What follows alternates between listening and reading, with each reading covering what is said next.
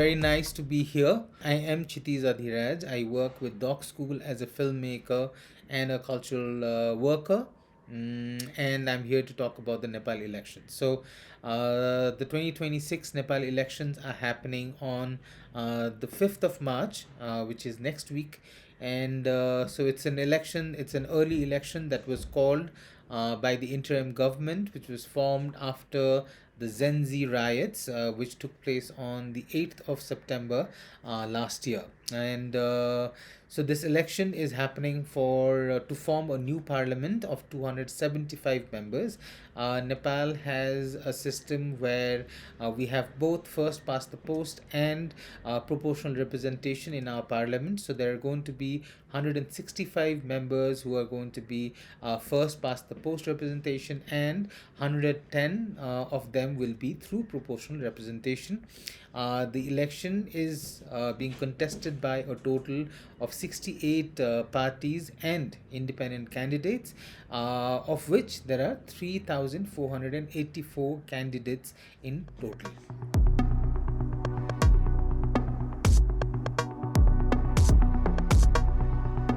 Some of the established political parties, primarily the CP and UML, the Nepali Congress Party, and to a certain extent the Maoist Party, also saw this election as unconstitutional because the interim government formed following the 8th September protests is not a constitutional government. It is not a constitutionally formed government, but it has primarily been formed due to people's pressure and pressure that the government was unable to address after the very big surge of people that came out on the streets. And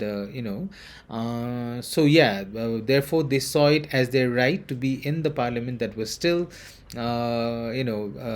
there.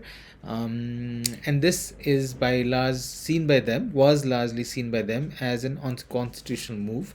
But I think over time they have also acknowledged the fact that there's very little to be done now, given that a big portion of the youth population primarily are unwilling to go back to the existing parliament that it's been there since 2022. So this is an early election, and all political parties, including CP and UML, the Nepali Congress, the Nepali Communist Party, which is a newer version of the Maoist Party, are also all contesting for this.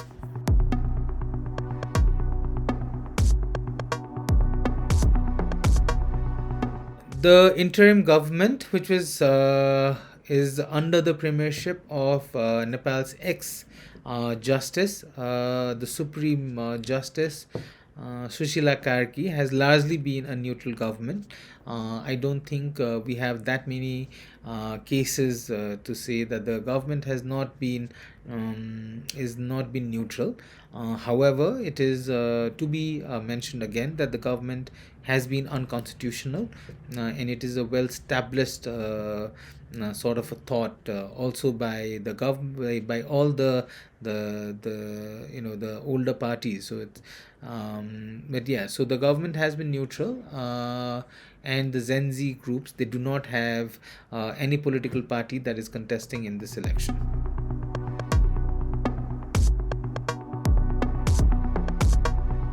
So the Gen Z movement has not been represented by any singular party, and they have not formed any party which is contesting the election, even though they have a few informal groups that have come out after the September 8 protests, right? But it is fair to say that there are some individuals who were sort of instrumental during the September movement who have come out, primarily Balen, Shah, who was the mayor of Kathmandu, and Sudan Gurung, who was another individual who sort of came out and became a little bit of a prominent face of the overall movement, even though his presentation was a little bit contested and not every group was willing to see him as the right representation.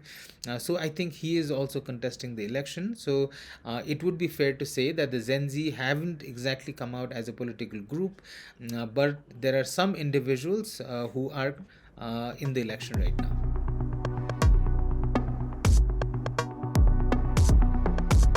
the RSP, which is a political party which has which first contested the election in 2022, is Rashtriya Swatantrata Party. It is primarily a group of people who could be easily termed as primarily liberal minded individuals who probably represent the slightly more middle class, slightly more semi-urban to urban crowd of people who don't exactly see themselves in as any singular political identity. So that's kind of the overall structure of this new party. It has gained a bit of momentum ever since the September 8th movement.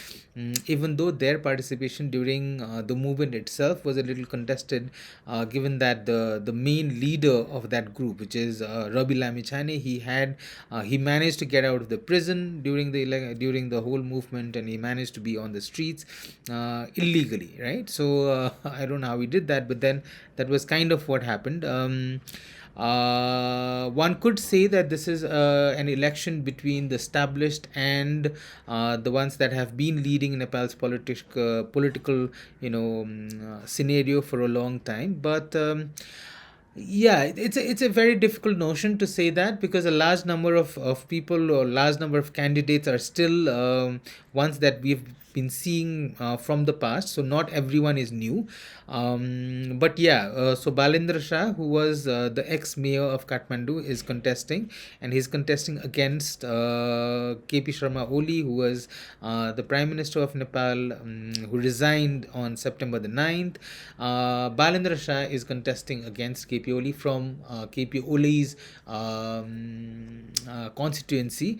I don't know who's going to win. It's difficult to predict, but Balendra Shah has a lot of youth support. KP Oli is primarily going out with on the basis of of the portfolio he's had, on the basis of primarily a lot of support he gets from slightly older voters. So it's difficult to say, but yeah, nevertheless, Balendra Shah is going to put up, he's going to give out a good fight.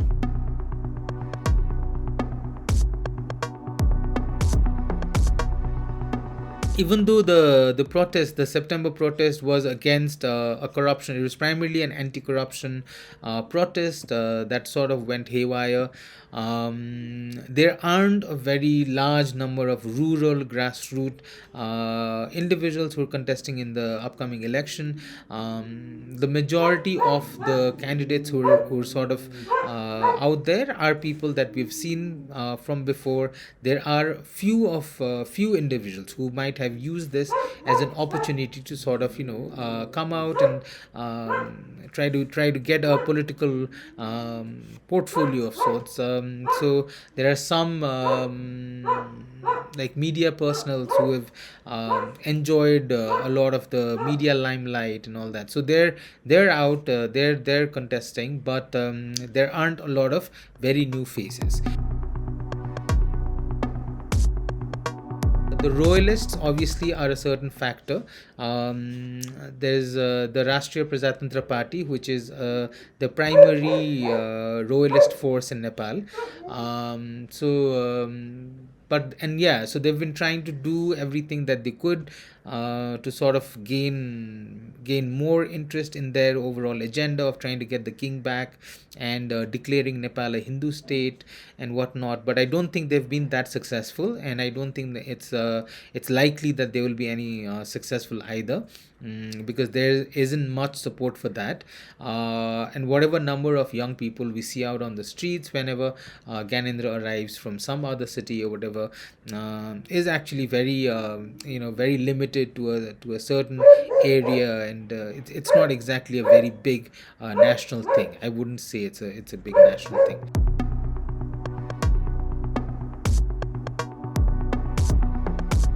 India and China obviously are active members of Nepal's political scenario. They're out there, and but they're not. I don't think they're going to have any active role in the election.